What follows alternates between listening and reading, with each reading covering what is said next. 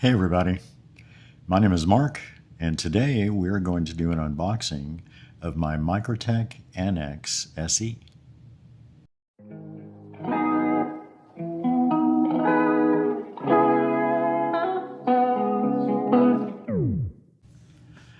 Alright, so I don't do a lot of unboxings on this channel, and I think really, even though this isn't a new knife by any means, I think the only unboxings that I can see that are kind of worthwhile are ones where the manufacturer has included like extraordinary packaging, or they include things with their knife that other manufacturers don't, like extra parts or pivot tools or whatever. And so I actually think this qualifies.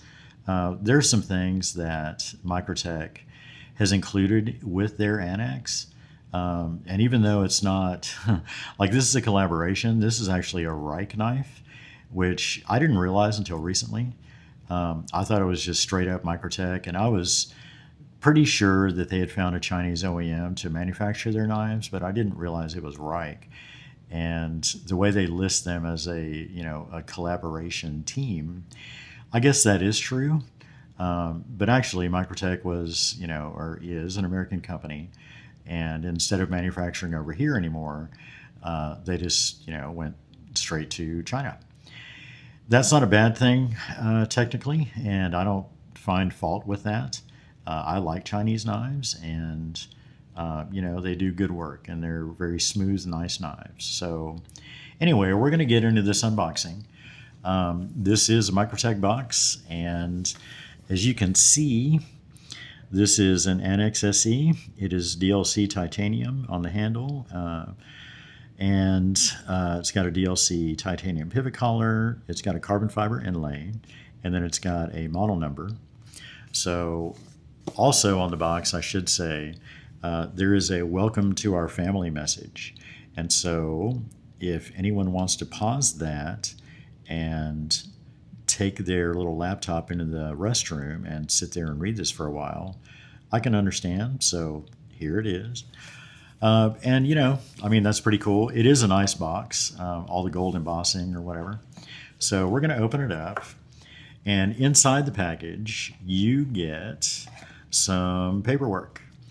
And so it comes basically in this little sleeve, and that is pretty nice, keeping everything together. And so there is a manual in here. You get a decal, which I have a few of, and I actually have a gold one on my gun safe right now. So this one's going to stay in the package because I don't need it. So we have that, and then we have a picture of handcuffs and some little information there. There's a QR code if you would like to scan that QR code and see where it takes you. There's a little thing talking about knife care, how to adjust it, and everything else. So that is the paperwork that's included with the knife. And then you have the knife itself, which we're going to save until we get through some of the contents of the package. Then there's another little bag, and this has quite a few things in it. Inside this bag, there are, this knife, I should say, has been equipped with skiff bearings. So these are the bearings that came out, and these were replaced with 8mm rocket glide bearings, 8mm and 1/16. So they're huge in circumference, but they're about average for the pivot, or the bearing balls, actually. So you have that. And then you have some pivot tools and body screw tools. And so these, and it's kind of cool, it's not like a little handle that you have to figure out or anything like that, or kind of hold precariously and hope that you don't scratch anything. This just fits in a standard bit driver. And so this is the pivot tool, which is really nice that they do that way. And then the other one is the body screw tool, which, it's all proprietary. Those are little triangles. And so you can see that right there. And it fits in right inside your drill driver or bit driver, so that's awesome. And then we have these little things right here. And so this is kind of funny because I had thought forever that these items right here, and I've seen them laid out next to knives for sale, out of their package, and they're sitting next to the knife. I thought that these were handles for these pivot tools and these body screw tools. So I thought you would take this out of the package, and if you wanted to use it on your knife, that you could screw it onto this, and basically this was the handle that they were giving you for your little pivot tool, right? And so you can see that that is kind of a pretty thick, sturdy cable that is in the center, and it doesn't rotate around or anything. And then it's threaded on the end. And so I just kind of assumed, and I'd never seen it close up, that you would put this on there and then use it to work on your knife. That is not at all what these are. What these are is even stranger, and I'm not sure how I feel about it. The brochure kind of alluded to it. So we're going to keep these out of their little bags, because we are going to be fitting these just to see how odd this looks on the knife, because I have never seen one installed on a knife before. I had always seen them just kind of laying next to the knife, all laid out, showing what comes in the package. And I got to say, it's a pretty strange look. So we're going to keep these out to the side right over here. And I'm going to throw some of this stuff back in the box. And we're going to kind of set this off to the side, kind of unceremoniously. And then we're going to go straight to the knife. So Microtech does put their knives in a little bag like this, and they all say caution, sharp edge. And I've seen that many, many times over the years. And so we're going to dump this knife out. We're going to get rid of its little sharp edge bag. And this, folks, is the Microtech ANAX SE. I've wanted one of these for quite a while. I've had at least one or two of them in my favorites list on Blade Binge for probably a year or more. I love the way this knife looks. It's an integral frame, as you can see, and it has ample jipping up on the top of the handle, both on the blade and just kind of milled into the integral frame. And I really like the way that looks.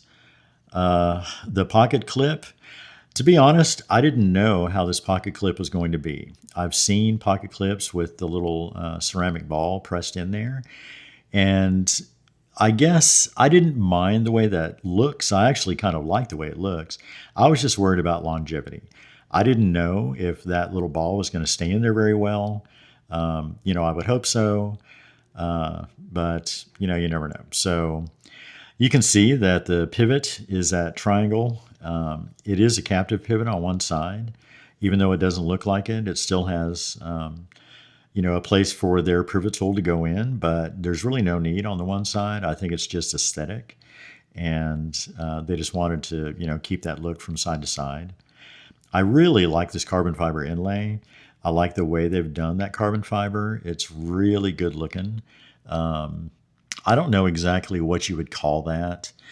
I know there's different names. There's shred and, end cut and different terms that I've heard thrown around. And I am fairly new to the knife collecting game.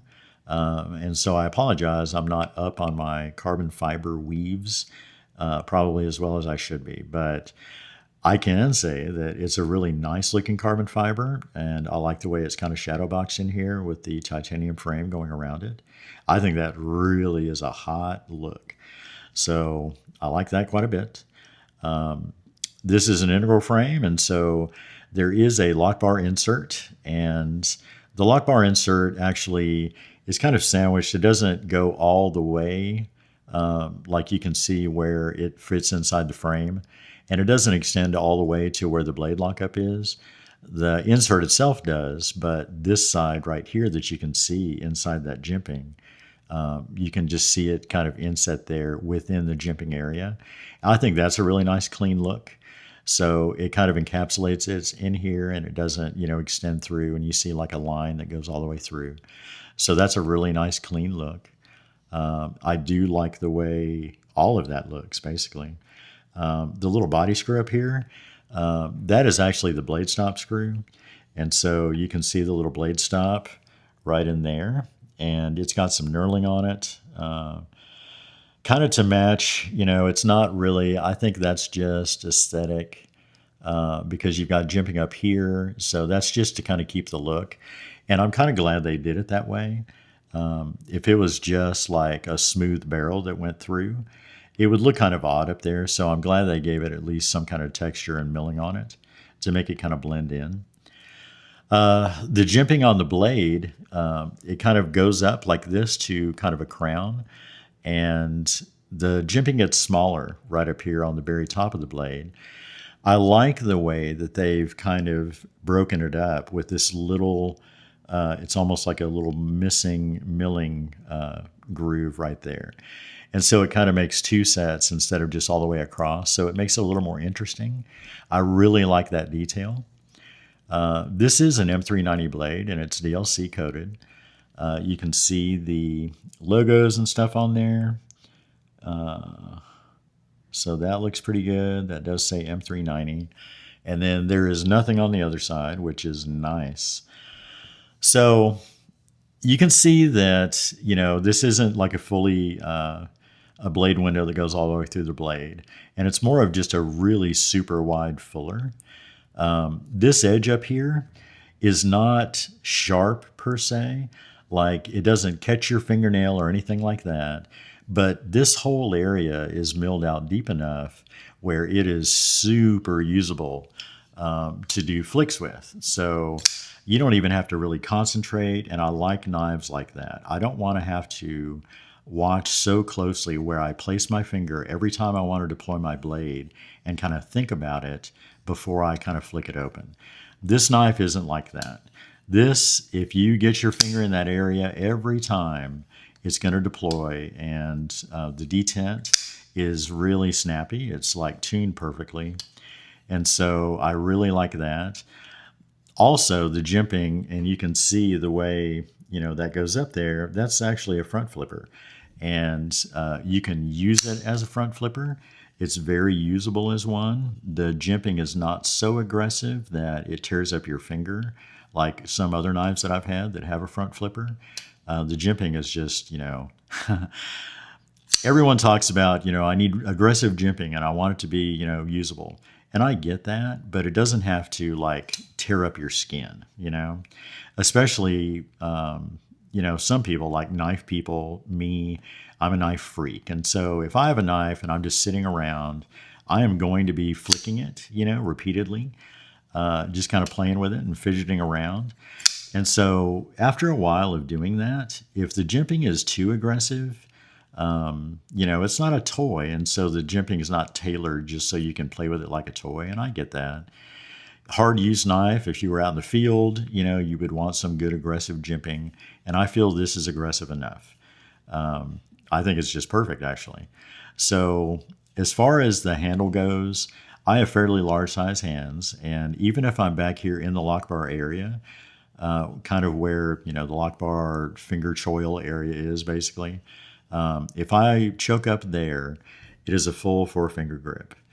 So there's not, this blade or sharpening choil up here, it's not really meant as a finger choil, but the way that, there's a 1/4 inch, I think, and I'll give you the dimensions in a second, but basically the cutting edge is about a 1/4 inch less than the total length of the blade itself because of where the handle comes out and right there.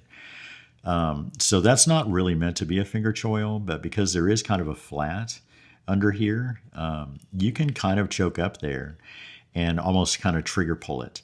Like instead of, you have to watch it because, that is a sharp blade right there.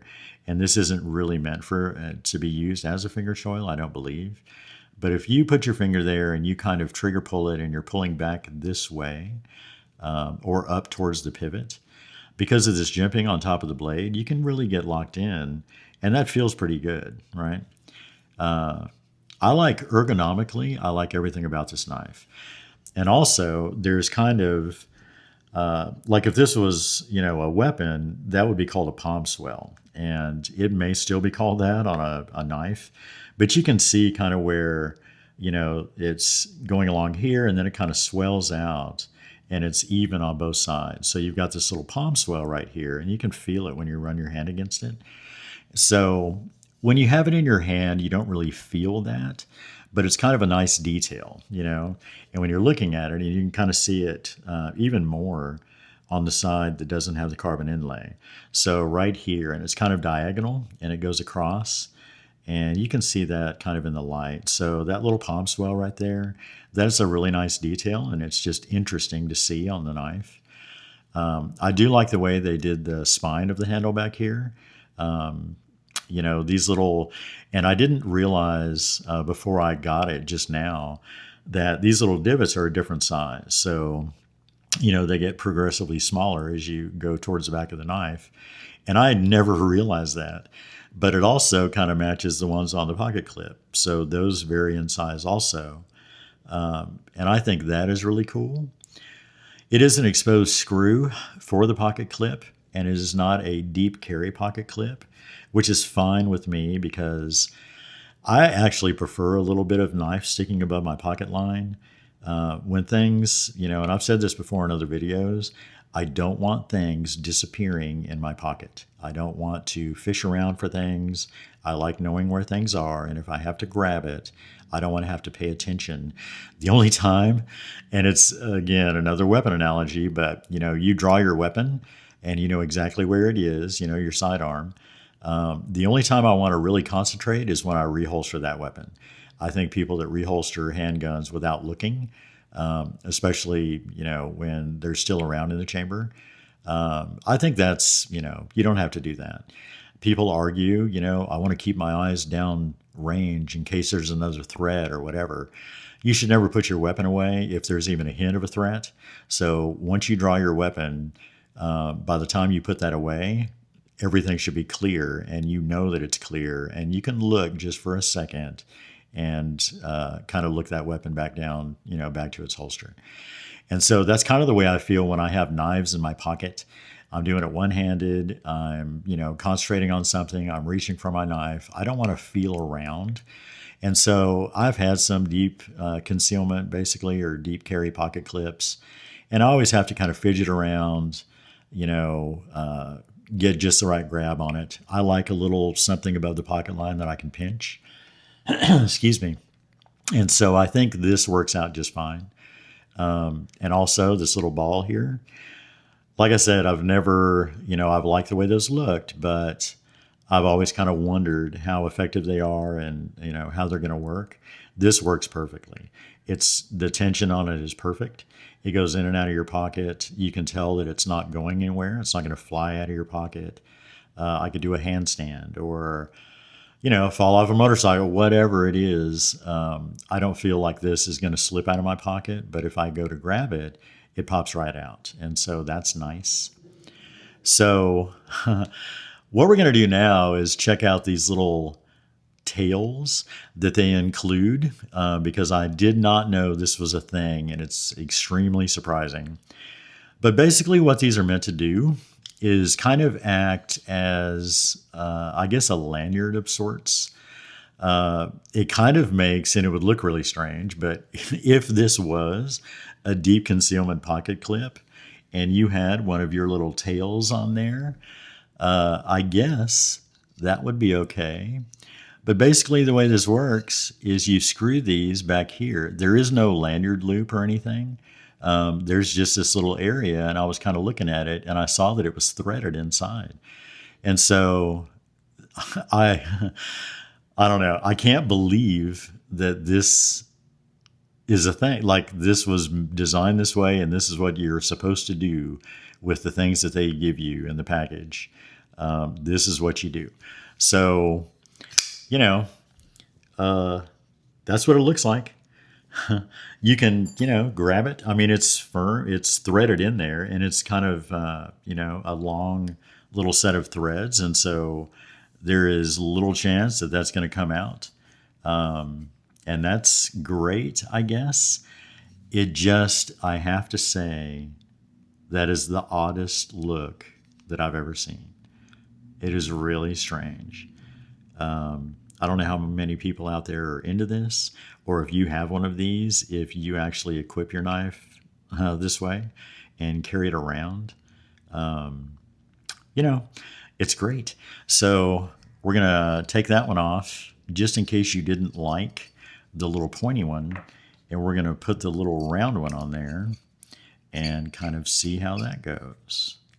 Which, yeah, it's equally as absurd as the first, I believe. That is just the weirdest thing. So, you know, I'll never do that. I'm not going to put those on my knife. That is the only time that those will be put in this knife, unless I sell this one day and the next person gets those and goes, yeah, I was hoping those would be there, because I want to try and find a way to put both of them on my knife at the same time. Like curb feelers. That's kind of what this looks like. So listen up, youngins, because there's an old man story coming. Back in the day, when you wanted to pimp your ride, what you would do is you would put curb feelers on your fenders, basically, and it would keep you from scrubbing your wheels against a curb or something. They were extreme. If you ever happened to brush a curb feeler against a curb while you were in the car, it kind of sounded like the end of the world. They were super stiff wires that stuck out, kind of like big, thick cat whiskers or something. And even though, like in city streets and things like that, you should only be parking against the curb, like on the passenger side. If you wanted to be extra cool, you would put curb feelers on both sides. And that way, everybody knew that you were, big pimpin'. And you could also put it was called a Continental kit. You could put a Continental kit on your trunk. And that was kind of a fake round. It was meant to look like that's where you put a spare tire. And there was usually lots of chrome on it. And that would go on your trunk and give it kind of a sleek, pimped out ride kind of look. So to me, this looks like a curb feeler of some sort. Maybe like a Jetsons curb feeler or something like that.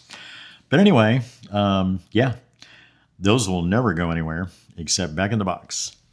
But this knife, those skiffs, I don't know how smooth it was before with those other bearings that it came with.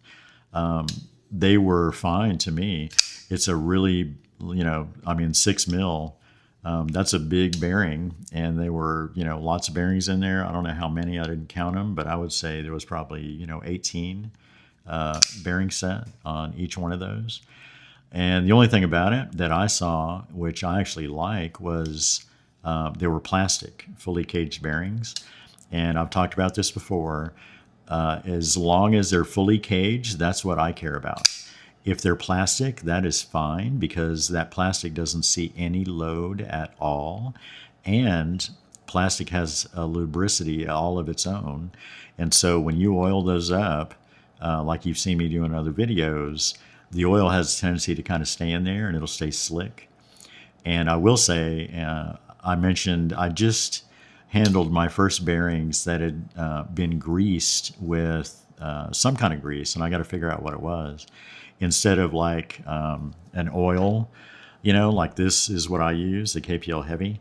And it wasn't that. There was like a definite grease on there. And even and it wasn't heavy at all. But when I wiped them off to take the knife down and just kind of wipe everything down like I do, even after I wiped it off, you could feel a slickness on that bearing. And that tells me that it's really going to do a good job. So I am going to switch over and start oiling or greasing my bearings with some kind of grease. I don't know if it was lithium or silicone or what it was, but I'm going to find some because I could see that that would be a much better option than just kind of, even a heavy viscosity oil that's just going to run out over time or whatever. That grease was kind of awesome. So that's what I'm going for next time. So anyway, this was my Microtech ANAX SE, and I've waited to get one of these for a while, and I finally have one, and I am super happy about it. Let me get these in here.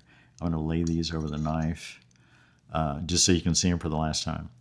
So yeah, that's it, folks. I hope you enjoyed this unboxing, and I appreciate you watching. Thanks very much.